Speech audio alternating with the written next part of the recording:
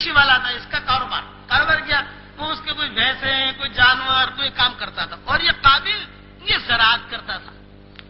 تو اس نے ایک اچھا سا دمبا لے کر اور ابا سے کہا، ابا یہ دمبا ہے، میں اسے لے کر اللہ کے دربار میں پیش کرتا ہوں، میں فلاں پہاڑی پہ رکھ دیتا ہوں، آپ دیکھو اپنا ہاتھ لگا لو تاکہ یہ بات ہو جائے کہ ہاں آدم علیہ السلام نے ہاتھ لگا لیا اور میں رکھ کے آتا ہوں۔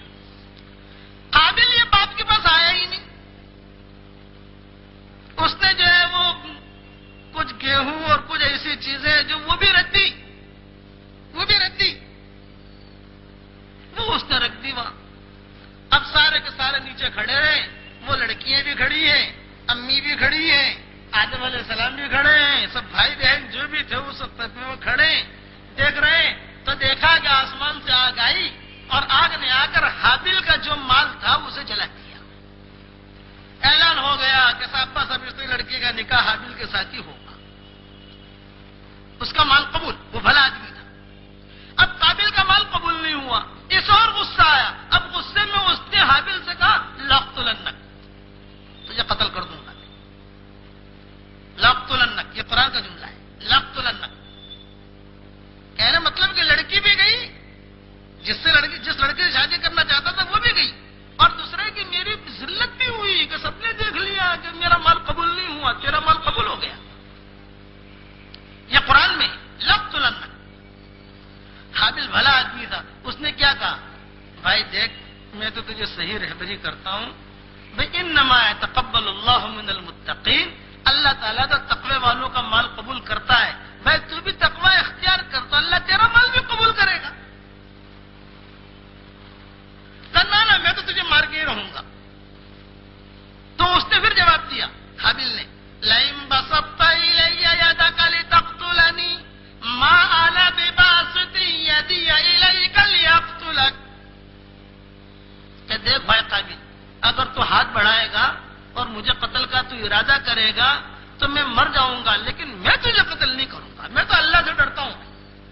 اور بھائی کیوں یہ گناہ اپنے سر تو لیتا ہے، اتنا بڑا جرم کیوں؟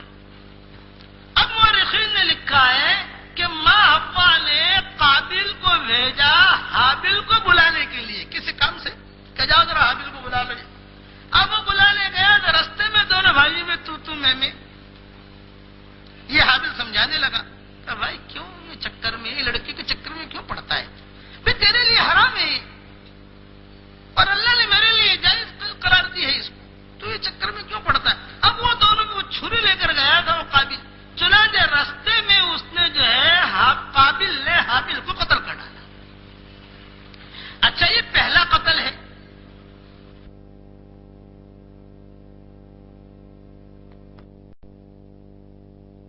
حضور صلی اللہ علیہ وسلم فرماتے ہیں، مسند احمد کی روایت ہے کہ قیامت تک جتنے بھی قتل ہوں گے سب سے سارے کے سارے قتلوں کا گناہ قابل کے سر کے اوپر ہوگا، اس کے گردن پر قتل جو اس کے سر یعنی گناہ رکھے جائیں گے۔ اب حابل گھر نہیں آیا، ماں ڈھونڈ رہی، شیطان دوڑا دوڑا آیا اور شیطان نے کہا کہ قابل ابھی تیرا بھائی پورا مرا نہیں ہے، وہ تو تھا نا، وہ تو زندہ ہی تھا، اسی نے ساری چکمک کروائی کہ تیرا بھائی بھی پورا مرا نہیں ہے، دیکھ زندہ ہے، وہ پتھر لے اور پتھر لے کر سر پر زور سے مار۔ تو اس نے پتھر لے کر زور سے مارا تو وہ جو چھوٹی موٹی رمق تھی یا حیات تھی وہ بھی گئی، مر گیا۔ اب ماں ڈھونڈ رہی، حضرت حوا ڈھونڈ رہی، حضرت آدم علیہ السلام کو ہی پتا نہیں کہ کیا ہوا ہے، ڈھونڈ رہے بھی کہاں گیا، حابل دکھائی نہیں دے رہا۔ شیطان یہاں آیا، یہ کہا کہ تمہارا لڑکا سویا ہوا ہے، کچھ کھاتا بھی نہیں، کچھ پیتا بھی نہیں اور کوئی بات بھی نہیں کرتا، بھی ہے کہاں، یہ کہ فلاں جگہ۔ اب دوڑو دوڑے گئے تو دیکھا ہلا رہے ہیں، اب موت کی پہلی مرتبہ دیکھ رہے۔ آدم علیہ السلام نے کہا کہ اوہ اس کا تو انتقال ہو گیا۔ اور ایک روایت میں یہ ہے کہ قابل نے جب یہ کام کیا تو اس کے بعد اسے شرمندگی ہوئی کہ میں نے میرے بھائی کو قتل کر ڈالا، اپنے گود میں لیا، بھائی جاگ جا، او بھائی بھائی کھڑا ہو جا، بھائی بھائی، لیکن وہ بھائی کہاں بولتا ہے، وہ تو مر گیا۔ اور کئی دنوں تک وہ اپنے کندھے پر اٹھا کر قابل جنگلوں کے اندر گھومتا رہا، پتہ نہیں کہ صاحب اس کو دفن کیسے کریں، کیا کریں. اچھا ماں باپ کو پتا چلا تو ماں باپ کے دل میں جو تکلیف، جو فطری محبت ہوتی ہے بیٹی کے، چاہے کیسا بھی ہو، اور تھا بھی بھلا ہی، اچھا آدمی تھا، حابیل جو تھا اچھا آدمی تھا. اب یہ قابل بڑا پریشان ہے، کیا کرو؟ تو اللہ تعالیٰ قرآن میں کہتے ہیں کہ اتفاق ایسا ہوا کہ ایک دو کوے آپس میں لڑ رہے تھے، فبعث اللہ غرابا یبحث، یہ بھی قرآن میں کہ اللہ نے کوے کو بھیجا، وہ دونوں لڑنے لگے اس قابل کے سامنے، تو ایک کوے نے دوسرے کوے کو مار ڈالا. جب کوے نے دوسرے کوے کو مارا تو یہ قتل بھی اس کے بعد ہوا ہے. یعنی روئے زمین پر جو سب سے پہلا قاتل وہ جو ہے قابل ہے، اور سب سے پہلا مقتول وہ حابیل ہے. بھائی نے بھائی کو قتل کیا، اور عورت کے چکر میں قتل کیا، کہ لڑکی کے چکر میں.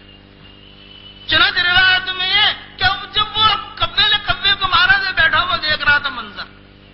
اب اس کوے نے جو ہے جلدی وہ زمین کو تھوڑی سے کھودی، کیا وہ کیا، اور اس کوے کو اس میں رکھا، اس پر مٹی ڈالی، اور مٹی ڈال کر وہ کوا اڑ گیا. تو اس کے عقل میں آئی کہ اوہو یہ کام تو میں بھی کر سکتا ہوں. یعنی قبر کی ابتدا وہاں سے ہوئی. یہ جو قبروں میں دفن کرتے ہیں مردوں کو، مرحومین کو، وہ کوے نے یہ بنیاد ڈالی. یہ قرآن میں، یہ قرآن کی باتیں بتا رہا ہمیں. آپ 6 پارے میں اس کی تفصیل دیکھ لینا. کیف یواری سوءۃ اخیہ فاصبح من النادمین. قابل کو جو ہے بہت ندامت ہوئی، بہت رونے لگا، اور آدم علیہ السلام پر بہت ٹھیس پہنچی. آدم علیہ السلام نے اللہ سے دعا کی، اے اللہ میں چاہتا تھا کہ میرے بعد ہی میرا بیٹا حابیل جو ہے شاید میری جگہ پکڑے، میرا جانشین بنے، اور میں تیرے پاس آؤں تو میرے پیچھے کوئی اولاد ایسی چھوڑ کر آؤں جو کام کی ہو. لیکن اب یہ تو مر گیا. اے اللہ تو مجھے ایسی اولاد دے جو میرے بعد میرا نام اجاگر کرے. اب شیس علیہ السلام پیدا ہوئے. شیس علیہ السلام کا تذکرہ قرآن میں نہیں ملے گا، زیادہ تر حدیثوں میں بھی نہیں ملے گا، کہ لمبی چوڑی حدیث ہے شیس علیہ السلام کے بارے میں نہیں ملے گی، لیکن چھوٹے چھپائے کچھ نہ کچھ قصے ان کے کتابوں کے اندر ملیں گے. کتابوں کا مطلب ہے کہ چیزیں تمہارے کتب خانے میں ملتی ہے وہاں کچھ بھی نہیں ملنے کا.